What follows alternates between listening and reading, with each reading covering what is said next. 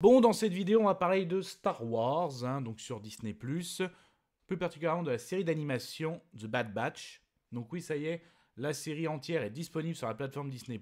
Donc la saison 3 est sortie en ce début d'année 2024. D'ailleurs, l'épisode final était pour ce 1er mai 2024.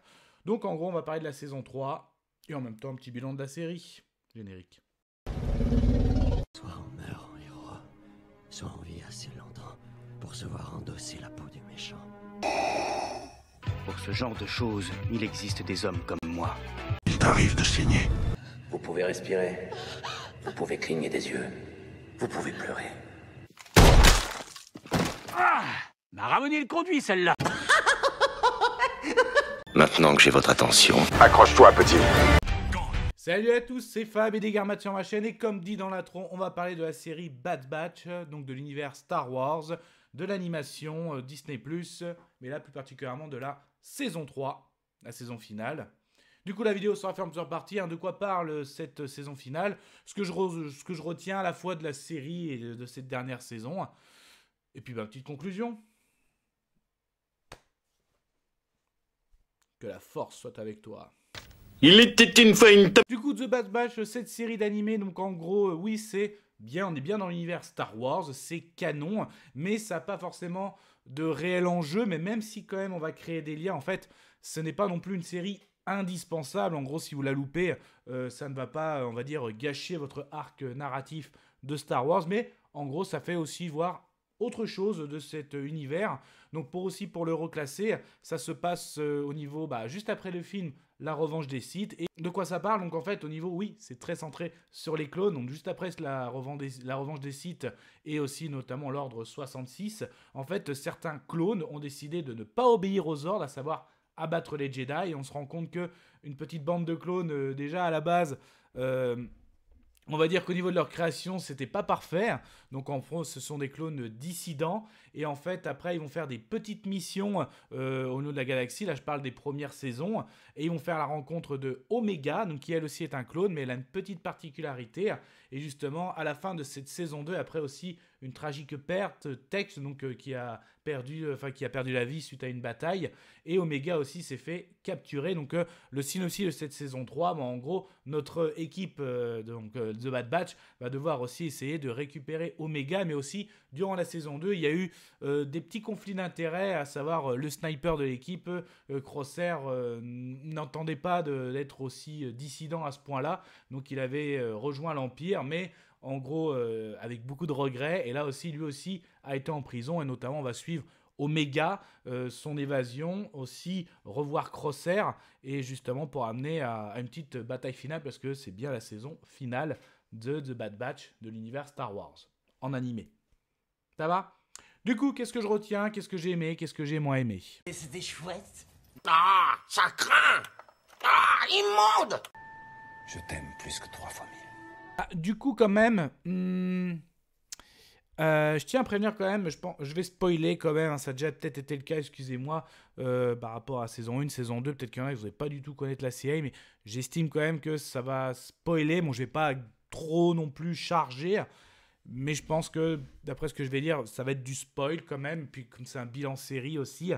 Durant cette saison 3, j'ai l'impression qu'on a passé son temps à libérer Omega, parce que dès le début, on sait qu'elle est emprisonnée. Donc Hunter, ils veulent Echo, toute la petite équipe qui reste veulent la récupérer, certes.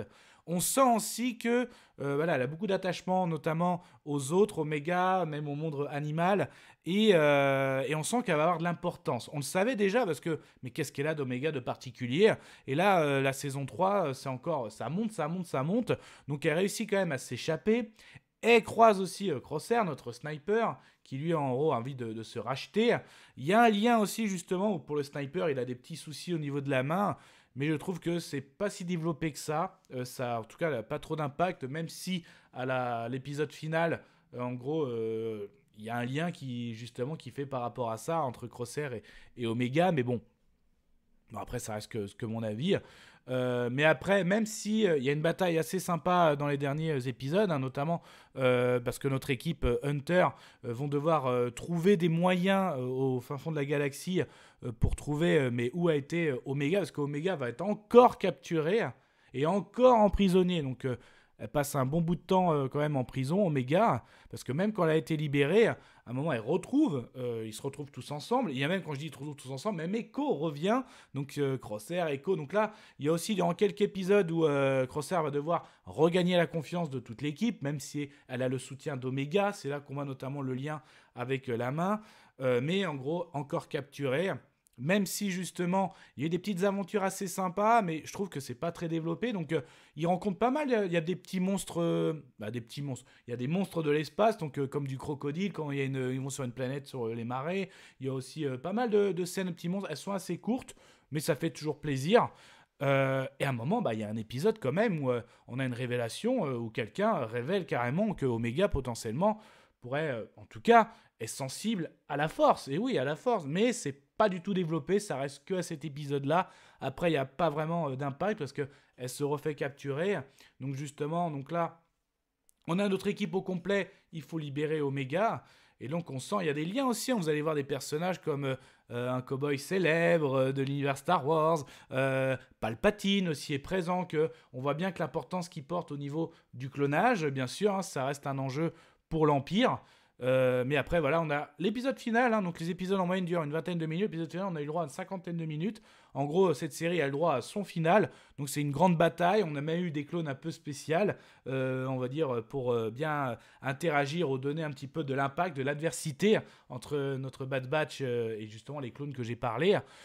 Mais voilà, après, ça reste dérivé. Faut pas trop que ça ait d'enjeu non plus, pas trop que ça ait d'impact. Donc, ça reste la petite aventure Star Wars.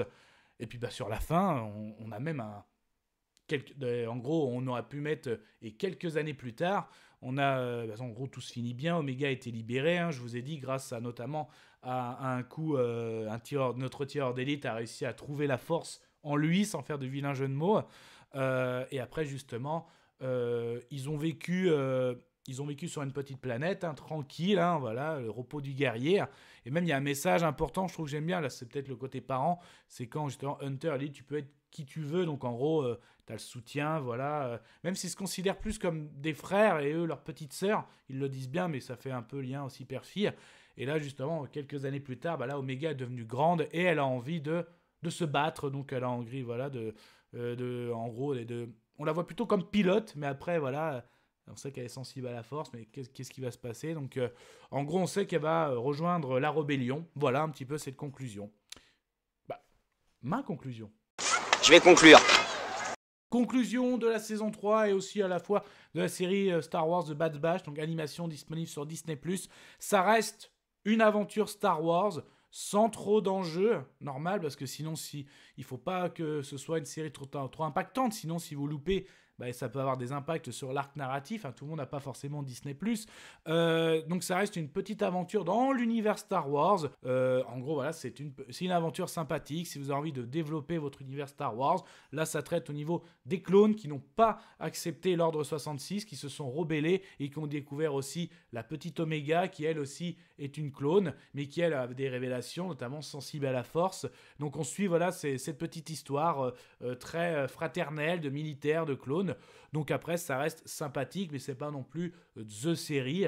Donc après, à mon avis sonore, moi... Voilà. Mais ça, ce n'était que mon avis. Faites votre propre avis. À vous de juger. Et puis n'hésitez pas à vous prenez sur la chaîne. Donc il y a des playlists Star Wars, d'autres univers fantasy. En tout cas, prenez soin de vous, que ce soit devant les plateformes de streaming, la toile de cinéma, tout type d'écran, j'ai envie de dire. Du coup... Univers Star Wars, là vous en êtes où, là, au niveau des séries, de l'animation? Les films, on attend toujours, même si Mandalorian des gros goûts. Oui, je sais, à la base, leur origine est bien sur la plateforme, et là, ils vont avoir leur film. Voilà, donc on peut en parler dans les commentaires. Kenavo. Je vous souhaite une agréable soirée. Désolé pour le bordel. Au revoir.